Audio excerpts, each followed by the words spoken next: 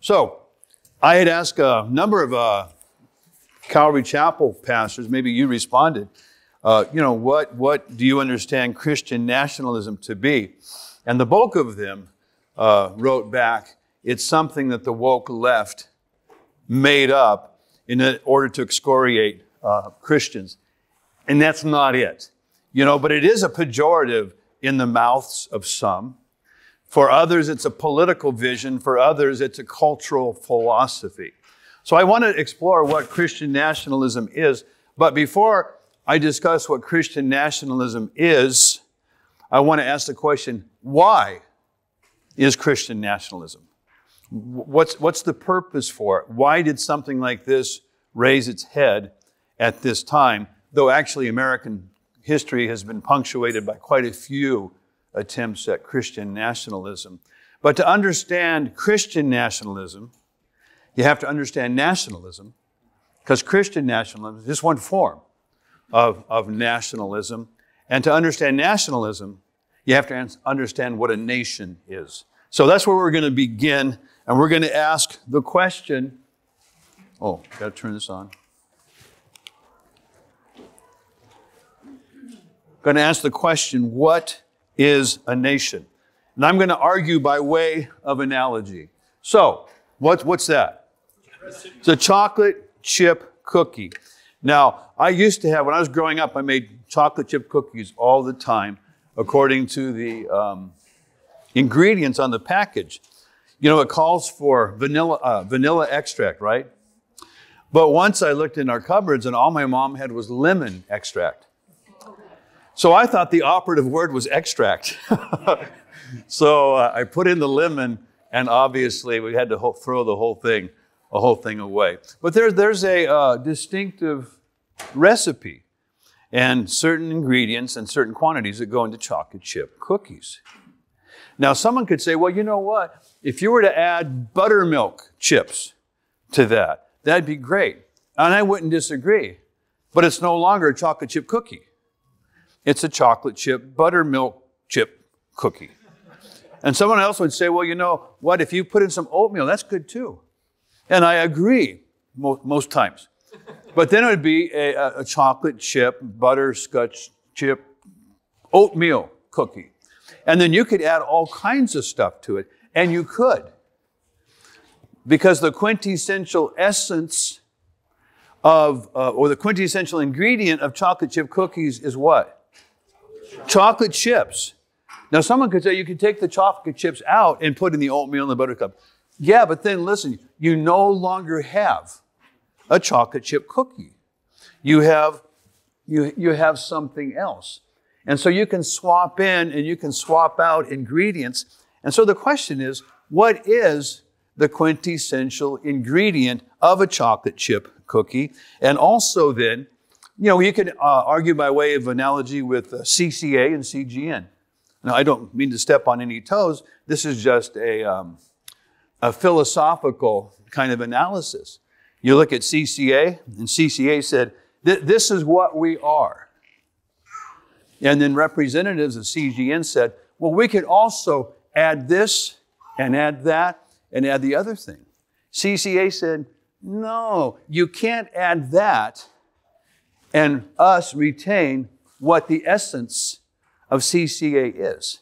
If you think of CCA as a nation, and then those wanting to insert different ingredients into it, there was a division because CCA could not bear or could not retain its integrity, its ingredient integrity, with whatever other kind of influences were coming into it. That's a microcosm of the macrocosm of America. So, what are the essential ingredients of the American nation? Well, there's language, and I know there's all kinds of languages, but we do have a common language. In my city, it's Hindi. No, in my city, obviously, it's English. Well, we were at a 9/11 or a 4th of July observance a number of years ago. And the mayor said, in New York City, You know, the 5 boroughs, 7 million people. There's 210 languages that are represented in the school system. Fremont, California, with 215,000 people. We have 225 languages represented in the public school system. We are diverse. We are eclectic. From what I understand, we're the second most diverse city in America, New York City being the first one. And no doubt many of your cities reflect that same demographic in one way or another. But there is a common language, there's common law, values, there's history, kinship, and obviously that's going to vary from ethnicity to ethnicity. Religion, obviously that's going to differ also. Culture, traditions, food, dress. But there's a consensus on right and wrong. We're multicultural in many ways. We're pluralistic in many ways. Multicultural has to do with ethnicities and demographics. Pluralism has to do with philosophies and approaches to life. We are multicultural with many sources for these things. But what is the heart of America? What's the quintessential ingredient of America? And I would suggest it's this. It's a political vision found in the founding documents, Constitution, Bill of Rights, Declaration of Independence, grounded in a civic virtue, which is the Judeo-Christian ethic. I believe that that is the quintessential ingredient of America. And if you change that, you change America. If you change that, you no longer have the America that is envisioned in the founding documents. Now, you might disagree with this, but listen, Christianity is not the quintessential ingredient of America. Because if it is, you'd have to be a Christian to be an American. Now, if an immigrant becomes a citizen, they don't have to become a Christian, but they have to buy into the Constitution, the Bill of Rights, and the Declaration of Independence, our founding documents. Christianity is not the quintessential ingredient of America. And though America was founded by Christians, and the different colonies, they had their state churches, we could, and it's been historically verified, America can accommodate the other religious and the non-religious, because the foundation of our unity was not a religious creed. That's not the foundation of American unity, but it's a political vision grounded in a public virtue, the Judeo-Christian, a civic virtue, the Judeo-Christian ethic. And so, Christianity can be attacked. Christianity can be repudiated. Even though we were founded by Christians, by men, by women with a Christian vision, by men and women who intended America to be Christian, I guess, and I put that in parentheses, so we'll talk about that later, but that's not the quintessential ingredient of America. It's a political virtue grounded in a civic ethic. And that is the Judeo-Christian ethic. Other religions were not the insertion of foreign DNA into the American identity. For other religions were not the insertion of foreign DNA into American identity, because American identity isn't defined by Christianity. It's defined by a political vision grounded in a civic virtue. Now, someone could look at that and argue, they can come to this conclusion, that America isn't a nation because we're not monolithic really in any of those previous categories. There's many languages. There are Jewish courts in America. There are some places where there's Sharia law dominating in some places. different values, philosophical values, religious values, educational values. We do have a common history in terms of the last 250 years, but many people coming from other places. Fremont, outside of Afghanistan and refugee camps in Pakistan, we have the largest number of Afghans in the world. And they have their own history. And they bring that in with them, as do the Indians, as do the Filipinos, as do the Chinese. And so it's a mix of many, many religions. But someone could argue then we're not a nation because we have so many representations of that. But again, I would argue that's not the quintessential ingredient of America. It's a political vision grounded in a civic virtue. Tensions don't arise where there's only partial assimilation. And I don't mean to sound racist, but don't you hate it when you go into a store? I was just in Walmart the other day, and I asked some lady, you know, where's the mayonnaise? No speak English. Why are you working here then, you know? She has not yet assimilated to English. But tensions don't arise. I mean, I might have got annoyed for a second, but tensions don't arise where there's only partial assimilations. Tensions arise where crucial assimilation is not achieved. What's crucial assimilation? Do they have to become Christians to become American? No. It's what? They have to buy into our political vision grounded in the civic virtue. They have to buy into the Constitution, Bill of Rights, Declaration of Independence, grounded in the Judeo-Christian ethic, which obviously comes from the Scriptures, both Old Testament and New Testament. In Fremont, there are distinctive linguistic, cultural, religious groups that maintain their differences in food, language, dress, tradition. We have people in full burqas, you know, walking through Costco. We have a mosque 4 doors down from the church. The Ibrahim Kalilala Mosque, the Abraham Friend of God Mosque. When we were at another location in Fremont, we had a mosque around the corner from there. There's mosques and temples everywhere in Fremont. Again, tensions arise when crucial assimilation is not achieved.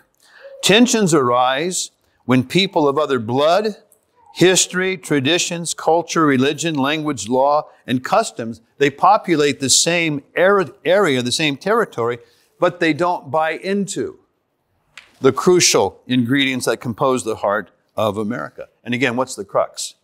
It's a political vision grounded in a civic virtue. And so, the Judeo-Christian ethic, as communicated through the Declaration of Independence, the Constitution, and the Bill of Rights, has been the glue that's been holding America together. And so, use this analogy. You're playing Monopoly. And we know that when you roll a 6, you go 6 on the board, and you do whatever it says. If it's empty and you want to buy it, you can buy it. If it's community chest, or is it chance? I haven't played for a while. You do what the card says. If someone owns it, you owe them rent. And there's a set of rules that everybody knows. But there's always cheaters. Maybe your wife or your husband. You know, I didn't roll a 6, I rolled a 5 because a 6 says give me all your money. But a 5, you know, that's a better space. And there's always cheaters. Someone who might, you know, when the banker's not looking, you know, steal a $100 bill or something. But the rules of the game haven't changed. But when someone says, okay, I landed on Broadway in Park Place, and you have 3 hotels on there, I owe you $2,000. But listen, I don't think I should owe you that, because you can just see I own Baltic Way, and that's all I own. I don't have any hotels, and you can see that I'm almost out of money. I think I shouldn't have to pay you. Well, what they've done now, they've changed the rules of the game. There are rules of the game, and there's always cheaters. But when you change the rules, you have a brand new game. And so here's the glue that's holding all of society, all of culture together. And so there might be Joe Secular over here who doesn't believe what Bob Christian believes, but we all play by the same rules. And I'm going to say a little bit later about common law and common grace and the law that's written on everybody's heart. It's this Judeo-Christian ethic that holds us together. This transcends and binds together various ethnic, religious, linguistic, and cultural differences. But as the area of common agreement shrinks, disagreement grows, and insecurity and suspicion increases. And we've seen this as we've been passing laws. And even though Roe v. Wade has been repealed, there are still state laws that can mandate and govern abortion. We have laws, of course, with gay marriage, with transgender surgery. A lot of people aren't playing by the rules anymore. In fact, the rules of the game have changed. You might have had over here, well, let's go back here. You might have had a guy over here who was a homosexual, but he stayed in the closet, if you would. He was afraid because the larger culture didn't celebrate his particular thing. He was breaking the rules. But when you go to this next screen, guess what? The rules have changed. Homosexuality is okay. In fact, if you don't think it is, you're the one who has the problem. And this is what's been happening in America, that the rules of the game have changed because not everybody is buying into the Judeo-Christian ethic anymore. And there are many who want to change the Constitution, who believe that it's a kind of a living, breathing document, much like liberals and progressive Christians. Look at the Bible, you know. We can't take it for how it was written. We have to change it with the growing times. And so this glue that's holding culture together is weakening.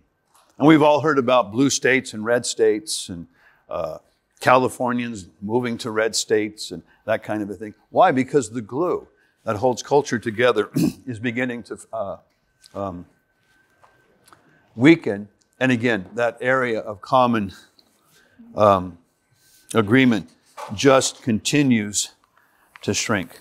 And I would argue this, that the causes of the American unraveling are due to the rejection, not of Jesus, but of the Judeo-Christian ethic and the reinterpretation of its founding documents. And the greatest threat to the American nation, it's not immigration, it's not pluralism, it's not multiculturalism, it's not globalism, but it's the rejection of the essence of what it means to be an American nation. The threat to America is coming from within. And I believe this, and I talked about it just briefly in the main hall there, that the border can close. We can write laws against abortion, against gay marriage, against transgender reassignment surgery. We can have a Christian president in the White House. And the cultural rot will continue because the threat is coming from within. The core problem is the toxic philosophy emerging from the academy. America's greatest enemies are homegrown. They're not imported. It would do you nothing.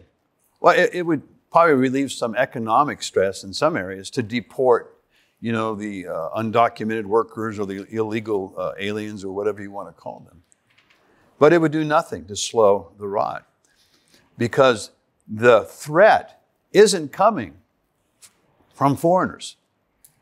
It's coming from the woke community within America. So I say, deport the woke intellectuals. If you want to save America, deport the people in the academy. Where is all this pro-Hamas, anti-Israel rhetoric coming from? It's coming from the halls of higher learning. It's coming from the academy. And you've heard about CRT and neo-Marxism. This is what's been taught now for decades. There were some German intellectuals that came over to America after, or right before, or right during World War II, because they know that they knew they couldn't stay in Germany. And when they got over here, they were Marxists. They were ticked because America was full of happy capitalists. And we know that Marxism attacks the capitalist system because it's a theory based upon economic analysis where the management are oppressing the workers. And so they looked at American history through all of history through an economic lens, through two classes of people, the bourgeoisie and the proletariat, the elites and the workers, that the workers weren't being able to receive the fruit of their labor. It was being stolen by the management, the whole thing. And so they came over here and they saw that we were very happy with that kind of system because everybody partook of it. And so they expanded their analysis of culture just from economics to gender, to sex, and to race. That's what neo-Marxism is. It's an extension of the original Marxist analysis of society to all these areas. And they said, we're not going to be able to win over America by a revolution. We're going to do it by the long march through the academy. The long march through the halls of higher learning. And guess what? They were brilliant. They were brilliant. And what we see today is the fruit of this CRT, this critical race theory, neo-Marxism, being entrenched in our schools, in our universities, now for 70, 80 years. And so my analysis is that the problem isn't immigration. It's not even politics. Politics cannot stop the unraveling of culture. You get our Christian president. There's this huge, filthy river of culture that's running through and contaminating America. Well, I know, let's build a dam. And that dam will stop that river. Sure, it will for a while. But that river is backing up behind that dam. And it's just a matter of time. Not just till it trickles over, till it bursts that thing.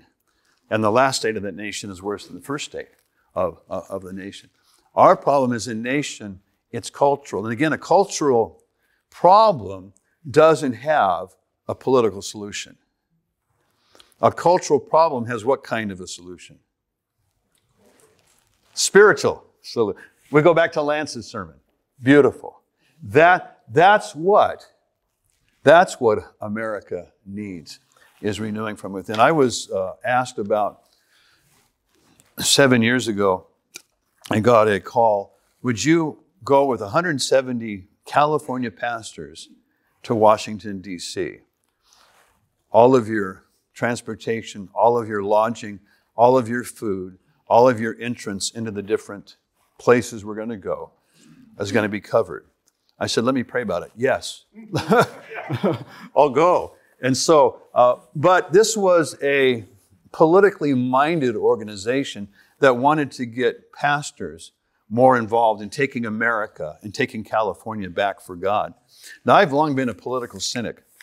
And so we went back there and we had congressmen, think tank wonks. And we had one senator, Senator Ben Sass from Nebraska, lecture us. And they all said, we came here to make a difference in Washington. But we realized we couldn't. Because politics is downstream from culture. The culture affects the politics. Politics doesn't affect the culture. And you pastors, you are in a better place to affect the culture than those of us who are in Washington. Ben Sass gave a great lecture, and then there was some Q&A afterwards. And I said, Senator Sass, can you name one negative moral influence in America that Washington, D.C. has reversed? Just one negative evil that Washington, D.C. has reversed. He goes, yes, I can. And he talked about the civil rights movement and how that was overturned. I said, well, correct me if I'm wrong, but I think that started on the streets of Selma, Alabama, and not in the halls of Congress. He goes, you're right. And I said, there was a civil rights movement specifically because Washington wouldn't right a civil wrong. And to his credit, he goes, you're right.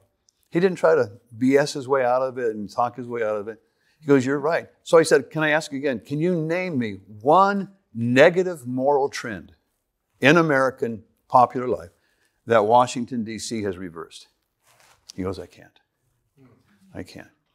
And so I know that the sponsors of this tour wanted to kind of fire us up to be more, politically minded. I just went home a greater political cynic. Why would I put my hope and my look to Washington, D.C. for these things? Anyway, I need to get through this. This is from Samuel Huntington. He said that a multicultural America will become a multi-creedal America. So he was even against immigration. And the argument is this, is that culture and identity changes when it moves away from its forming ideas, which I agree with that. When the authority of one idea is superseded by another idea, the culture changes. And this is what America is buying in through the academy, through CRT, neo-Marxism, is a new idea. So again, our problem is that our familiar, secure life is fading. Our nation is decaying and unraveling. And what's the solution to national decay and corruption? What's going to heal our national schism? This is where nationalism comes in. What is nationalism? Nationalism is the medicine needed for a diseased nation. Nationalism is the answer to national schism. Nationalism is the purported solution to a corrupted nation.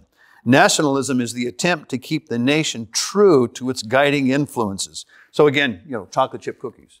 We have to build a wall around this recipe, and nothing else can be put in it. Not lemon extract, not butterscotch chips, not oatmeal, not whatever else you can conjure up to put in there. We have to build a wall around this. Nationalism creates laws to purify the nation and establishes boundaries against corruption. Different types of nationalism. There we go. Creates laws to expel, repel what is foreign. Nazism, the National what? Socialist Workers' Party. That was a form of nationalism. Here's what Germany is. It's a pure Aryan state. It's free of gypsies. It's free of Jews. It's free of any kind of Christian influence that would question us. And anything and everybody that collided with Hitler's understanding of the nation, it was eliminated. You can't be a German if you're Jew. You can't be a German if you're non-Aryan. You can't be a German if, ABC. And he built walls around the national identity. Brexit, Britain's exit from the European Union, that is a form of nationalism. The UK riots just of 2 or 3 weeks ago, that was a form of nationalism. We need to get out the Muslims. We have to get out any kind of foreign influence whatsoever. And Christian nationalism is a nationalism of faith. Now, France and England have done a horrible job of assimilating Islamic immigration. They've ghettoized them. Their job opportunities and their educational opportunities are very little. Here in America, they've assimilated quite well. It's easy, or relatively easy, to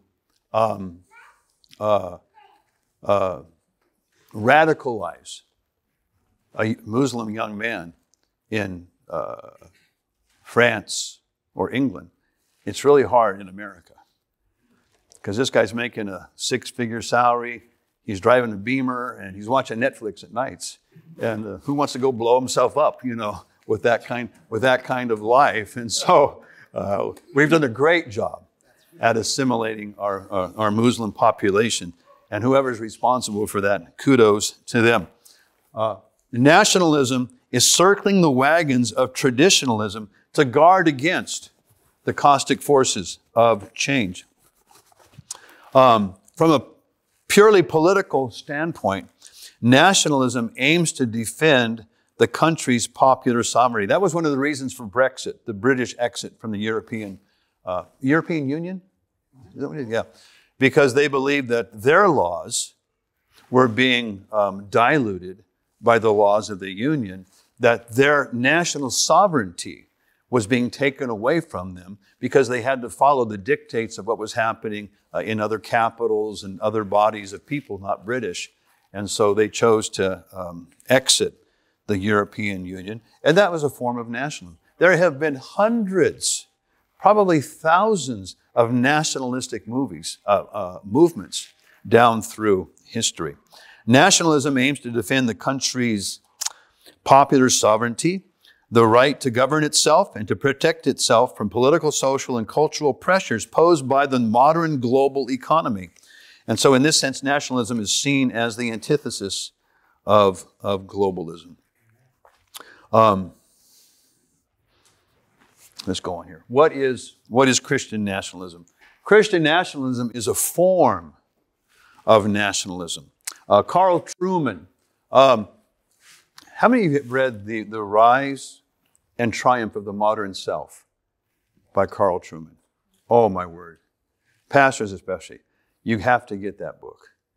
This, in your mind, and you just throw out dates at random, when did American society begin to unravel? If you had to put a year on it. 59, 58. Latter portion of the, mid to latter portion of the 20th century. What Carl Trueman does is he goes back to Darwin, Freud, Nietzsche, goes back to Kant, and he traces their philosophical influence through the academy, through the institutions. So it's just not the Frankfurt School of Philosophy that taught CRT, critical race theory, but it goes back to Darwin, Freud, Nietzsche, Kant, and he traces how their influence has just been woven into the warp and the woof of American life and the American academy. He says, this thing might have roared onto the scene in the 50s and 60s. What all happened, we took prayer out of the schools. No, listen. This thing has been brewing for hundreds of years. There's this snake in the garden. It's been hissing in our institutions for hundreds of years. And these men, Nietzsche, Darwin, Freud, they've been discipling the American intellectuals for decades, scores of years, hundreds of years. And no wonder it is the way it is right now. But I really, boy, if there's a book that captures our cultural, intellectual moment, it's The Rise and the Triumph of the Modern Self by Carl Trueman. He just came out, that's 400 pages. He just came out with a synopsis of it, which is 200 pages. I thought if you're going to write a synopsis, you should make it 50 or 100. But I think it's called Strange New World or Strange New Land.